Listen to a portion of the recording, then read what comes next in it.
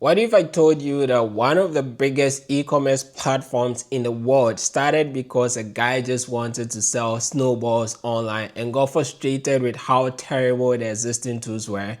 I spent a couple of hours diving deep into Shopify's early days, and what I discovered completely flipped my understanding of customer acquisition.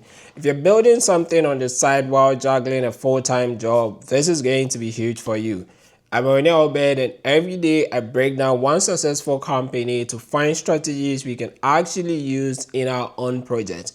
Today we're looking at Shopify because they got their first 100 customers without a single dollar spent on ads, and the tactics they use are something any of us can implement starting today.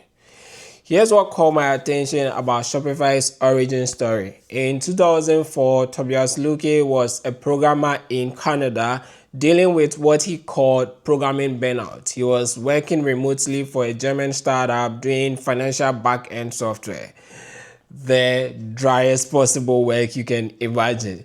Sound familiar to anyone else juggling a day job and that they are not passionate about? But his escape was snowboarding, so he decided to start an online store called Snow Devil to sell high-end snowboards from small independent brands. This wasn't meant to be a tech company. It was literally just a guy wanting to turn his hobby into some side income. But here's where it gets interesting. When he tried to build his online store using the existing platforms, Miva, OS Commerce, Yahoo Stores, he hit a wall. These platforms were clunky, expensive, and incredibly restrictive. The final straw came when he got a custom design made and couldn't even implement it properly in Yahoo Stores. Now, most of us would have just dealt with it, right? Maybe complained to friends, but ultimately accepted that that's just how things work. But Luke had a different response. A friend introduced him to Ruby on Rails, and he spent the next 2 months building his own e-commerce software from scratch. The result? Snow Devil launched and had a profitable first season, but something unexpected happened.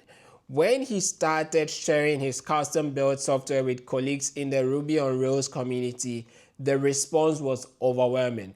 People didn't just want to use it, they were excited about it. That's when the light bulb went off. The real business wasn't selling snowboards, it was empowering other entrepreneurs to sell their own products online. So here's what I learned about how they actually got their first 100 customers. They didn't have a marketing budget. They didn't run ads. Instead, they built what I'm calling their 3 pillars strategy. And honestly, this is something any of us, I believe, can replicate.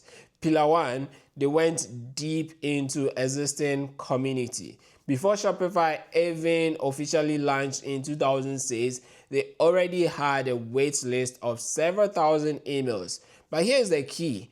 These weren't random people. They were primarily from the Ruby on Rails community where Lütke was already an active and respected member. What struck me about this is how authentic it was. This wasn't some growth hack where they jump into communities just to promote their product. Lütke was genuinely part of the community, sharing knowledge and helping people, building relationships. As someone trying to build an audience myself, this hits me hard. Like, we are always looking for the next platform, the next growth ethic. But maybe the answer is simpler. Go deeper with the communities where you already belong. Pillar 2, the partner program that changed everything. Like, this is where they got really smart. Instead of trying to reach every individual entrepreneur directly, they focused on the people who were already building websites for them, like web designers and developers. The offer was simple, but I believe was brilliant. If you bring on a customer onto Shopify, we'll give you 20% of the lifetime revenue of that account. Think about this for a second. This created some sort of a win-win situation. Web designers got a better tool for their clients and recurring revenue at the same time. Shopify got a motivated sales force that was already trusted by their target customers. Merchants got access to a superior platform with professional help.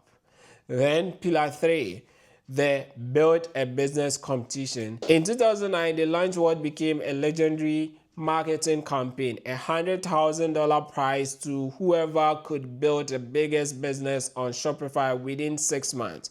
But here's the genius part. They partnered with Tim Ferriss, who had just written a 4-hour work week. They tapped into a massive audience of aspiring entrepreneurs who were already primed for the message of building a lifestyle business. The results were staggering.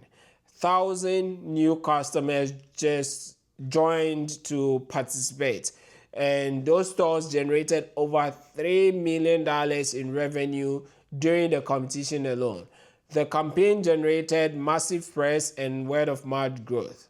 What I love about this is how it wasn't just customer acquisition, it was community building. They weren't just getting users, they were inspiring a movement. The biggest takeaway for me in this is you don't need to appeal to everyone, especially in the beginning. Shopify didn't try to compete with Amazon or target every possible e-commerce merchant.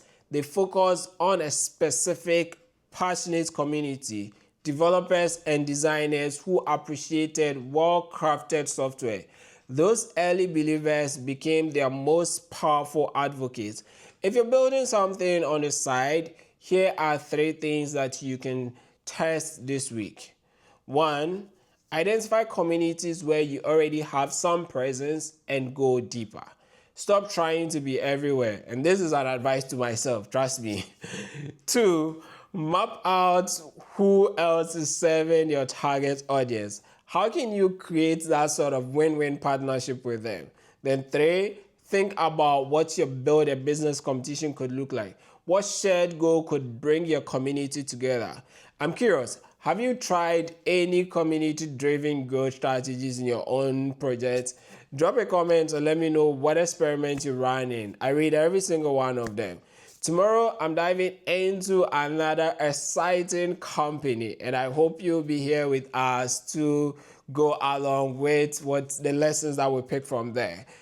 If you really want to learn alongside me as I analyze one company every day, go ahead and hit subscribe. And if this changed how you think about customer acquisition, or if you enjoyed the video at all, just appreciate the hard work that I'm putting in every single day, because it's not easy trying to keep up every day analyzing companies and bringing out lessons. So just to appreciate me, please go ahead, give the video a thumbs up, subscribe to the channel if you haven't, and also feel free to comment in the comment section any new company that you want me to explore or analyze.